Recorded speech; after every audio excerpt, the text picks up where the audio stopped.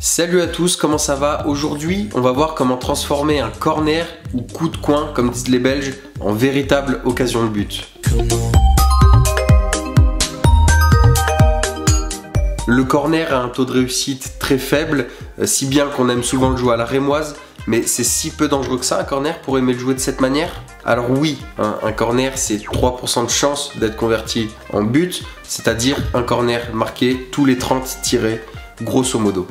Mais on constate aussi que c'est un pourcentage qui est en hausse depuis quelques années. On a pour modèle la saison 2022-2023 de Première Ligue qui enregistre le plus haut total de conversion de buts sur corner, avec un total de 15,8% des buts marqués sur corner pendant le championnat. Et ben ça, c'est pas un hasard, ça coïncide largement avec l'arrivée des spécialistes de coups de pied arrêtés dans le championnat. Ça a émergé beaucoup plus fortement dans ces années-là. Tout ça pour dire que le football progresse sur cet aspect depuis quelques années et que nous, on va tenter d'apporter notre pierre à l'édifice. Stuttgart, Wolfsburg, l'Atalanta et l'Arsenal de Nicolas Jauvert ont tiré profit de ces avancées-là. En effet, ce sont les équipes les plus décisives d'Europe sur corner en cette saison 2024-2025. On peut aussi y inclure Francfort, Leverkusen et le Barça, comme de par hasard des clubs qui sont assez modernes dans leur façon de procéder, et aussi une majorité de clubs allemands, ils sont plutôt en avance. Alors on va procéder en 3 axes majeurs. Le premier est le suivant: dans quelle situation un joueur a le plus de chances de remporter son duel aérien? Alors pour ça, on va prendre l'exemple qui, je pense, est le plus parlant, c'est celui des 6 mètres. La grande majorité des 6 mètres est remportée par la défense parce que le ballon vient à la défense et le défenseur vient au ballon.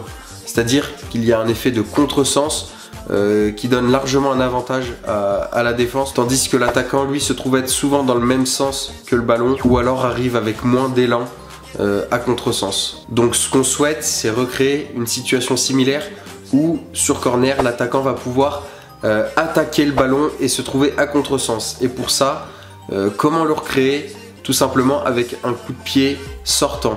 C'est-à-dire qu'avec l'effet donné dans le ballon sur un corner sortant, on peut retrouver une situation similaire aux 6 mètres où le ballon va venir sur l'attaquant et l'attaquant va se diriger vers le ballon. Alors attention, j'ai rien contre les corners rentrants, au contraire, je dois même avouer que statistiquement, ils sont plus souvent convertis en but que les corners sortants. Un autre point positif des corners rentrants, c'est qu'ils favorisent souvent une erreur, une cagade d'un défenseur adverse ou du gardien, parce que le ballon est plus menaçant.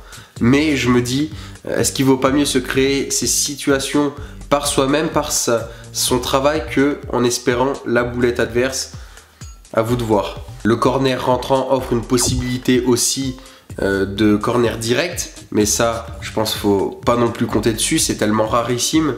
Et le dernier point que je trouve positif au corner rentrant, c'est qu'avec lui, on n'a qu'à dévier le ballon de la tête, tandis que le sortant, on doit littéralement le frapper. Donc c'est un geste technique beaucoup plus difficile. Mais ce que j'aime également chez le sortant, c'est qu'il a une tendance à fuir de par son effet le gardien. Combien on voit de corners rentrants qui finissent directement dans les gants du goal, c'est assez agaçant. Et en plus de ça, le corner rentrant est beaucoup plus facile pour la défense à dégager, étant donné qu'on retrouve la fameuse situation du 6 mètres où le ballon vient à eux.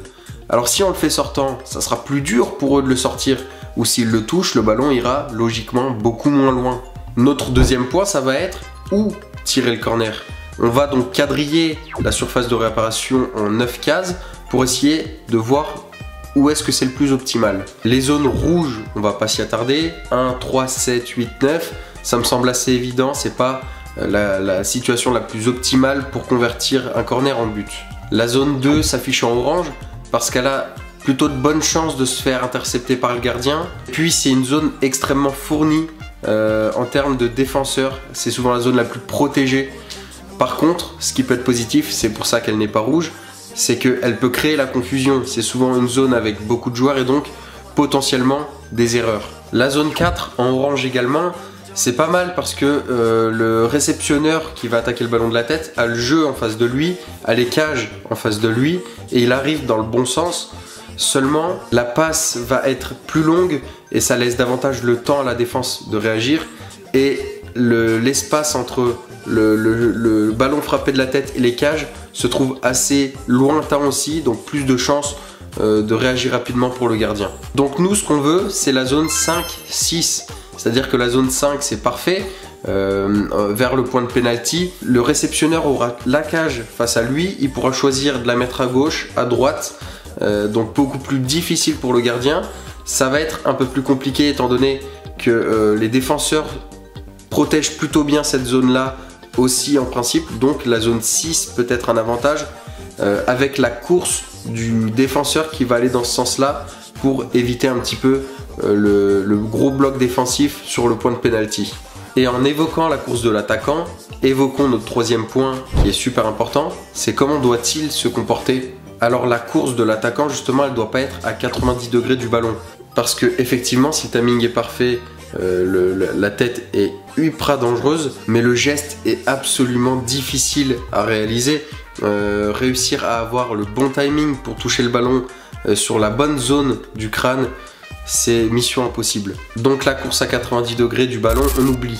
La course à 180 degrés, donc rectiligne à la balle, je pense pas que ce soit la meilleure option non plus parce que déjà t'as pas la cage en face de toi, donc tu vois pas exactement ce qui se passe et surtout le ballon est dur à reprendre parce que avec l'effet qui reviendra, tu te trouveras un petit peu embêté pour la prendre comme tu le souhaites. Donc à ce moment là, ce qu'on préconise, c'est une course un peu plus en diagonale où tu auras un peu plus de champ de vision et tu auras pile poil selon la course sortante du ballon, tu arriveras pile poil dans la direction inverse de ce dernier là et à ce moment là, beaucoup plus de puissance, c'est mathématique.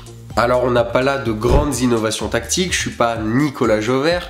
Seulement là, je pense qu'il faut créer un maximum de fois cette situation-là entre le centreur et le réceptionneur. C'est-à-dire si l'attaquant va en direction du ballon plutôt que de l'attendre, il prendra l'avantage sur son vis-à-vis.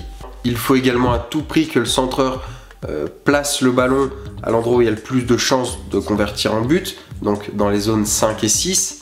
Et que l'attaquant ait le bon comportement, la bonne course pour frapper le ballon comme il le veut avec le meilleur champ de vision possible.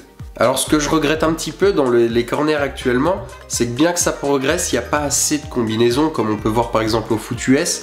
Là on voit souvent un joueur lever un bras pour le premier poteau, deux bras pour le second, c'est très lisible. Et même si je suis pas dans les inside, j'imagine qu'il y a quand même d'autres combinaisons, ça me paraît beaucoup trop faible.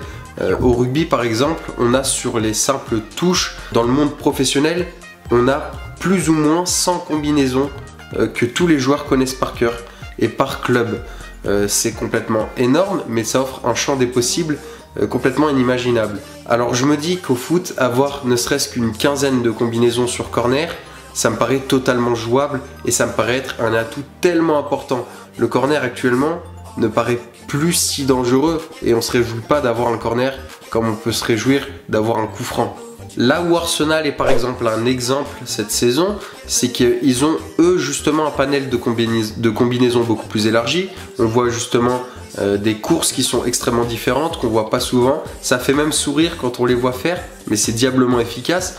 Et là encore, ça relève pas juste de la qualité des joueurs, c'est juste un travail en amont qui est excellent parce que quand on mesure par exemple, quand on prend la taille moyenne des joueurs, Arsenal n'est pas une équipe de grands joueurs, elle fait 1m81 de moyenne l'équipe.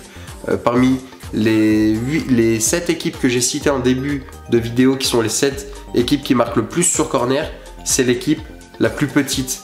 Sinon, on a Barcelone et Leverkusen qui font 1m83 de moyenne, 1m85 pour Wolfsburg et 1m86 pour Stuttgart, Francfort et l'Atalanta. Donc tout n'est pas question de taille, mais de préparation. Après, ça va de soi, il y a énormément de choses à mettre en place en amont. Essayer de mettre les plus grands en confrontation directe avec les plus petits. Préparer des blocs sur le gardien et autres défenseurs. Se regrouper avant le centre afin de perdre la défense si c'est un marquage individuel, etc. etc. Il y a énormément de variétés et bien sûr là c'est pour moi l'optimisation d'un corner parfait et évidemment que si tu joues le corner toujours de cette manière, toujours rentrant, toujours dans la même zone, la fameuse zone 5-6, c'est très lisible, il faut varier un maximum. Mais voilà, je pense qu'on a fait plus ou moins le tour de ce que je voulais aborder. Ce qu'on a tenté de faire, c'est mettre un petit peu ajouter notre pierre à l'édifice. Nicolas Jauvert fait tirer les corners rentrant à Arsenal. Il a bien plus de savoir et de compétences que moi. Donc voilà, c'est que du plaisir. Merci d'avoir regardé cette vidéo un petit peu plus courte.